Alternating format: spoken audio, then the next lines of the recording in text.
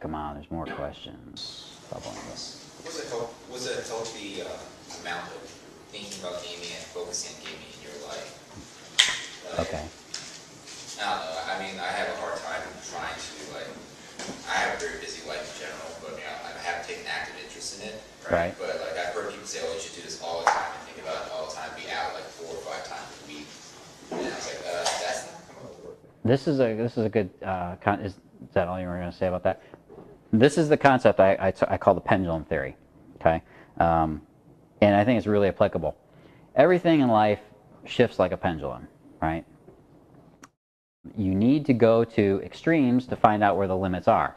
You need to go and be an asshole or a jerk sometimes to feel where that limit is, because most guys end up sitting somewhere between nice guy and assertive, and they never get aggressive, right? So they swing and they vacillate between being nice guy, assertive, which just still feels kind of diluted, feels kind of weak. I'm just using this as an example, and I'll get back to it.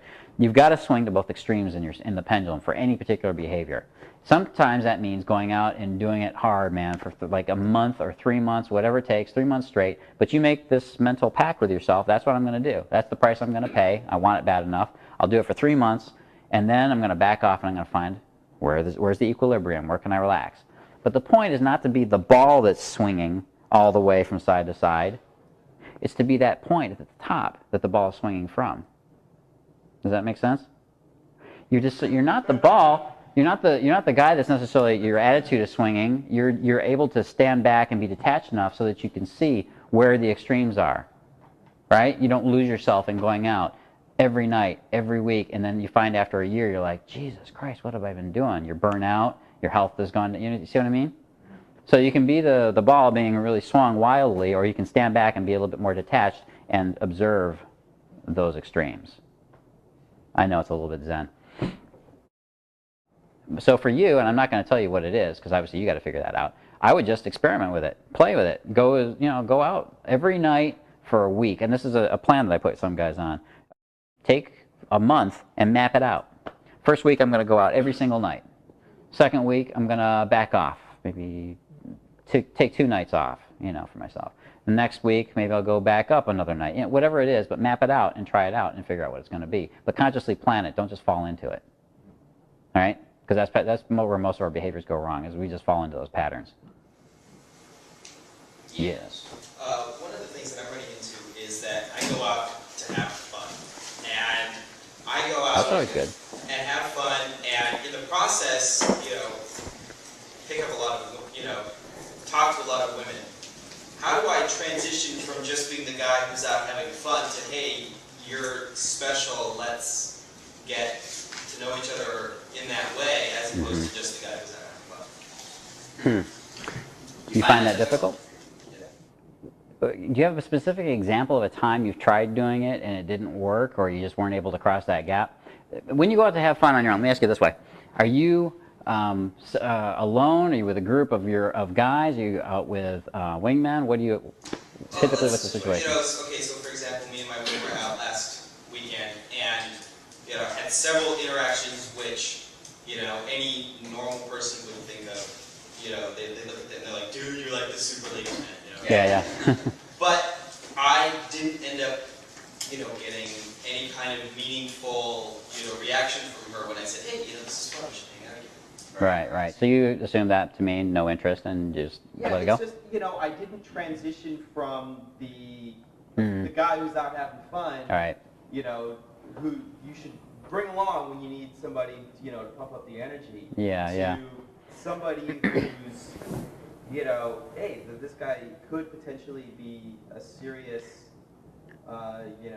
interest for my life. Yeah, I can see that being that's another calibration thing, because you could run into 10 different chicks and they would react to that all 10 different ways. Some would think that'd be totally cool and that would make them more interested in getting to know you better, just because you were somewhat distant and not that attached to the outcome on that, and be like, yeah, it'd be great.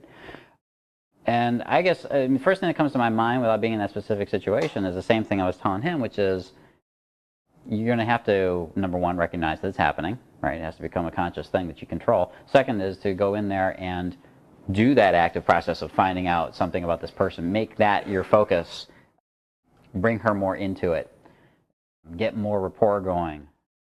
And if you're going to think about it, A1, A2, A3, and all that, you could be doing those things again. That's a difficult situation for me to describe to you. I mean, it's something you just got to recognize up front when it's happening, and break the pattern faster. And I'd say it's just a pattern interrupt of some kind, stepping into that mode. Okay.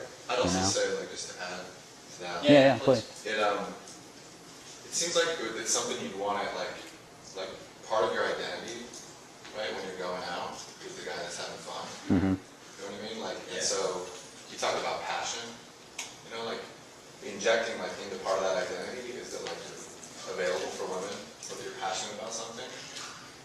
Most likely, if you're feeling like you're the guy who goes out to have fun, like it's not coming through to women that you're available as a person. So you're cultivating whatever identity you go out with, like also have part of that be that you're available. Yeah, it sounds like it's a balancing thing for you. I mean, you get it in a mindset that's a little bit more, okay, I'm fun guy. Okay, I'm pickup guy. Okay, I'm fun guy.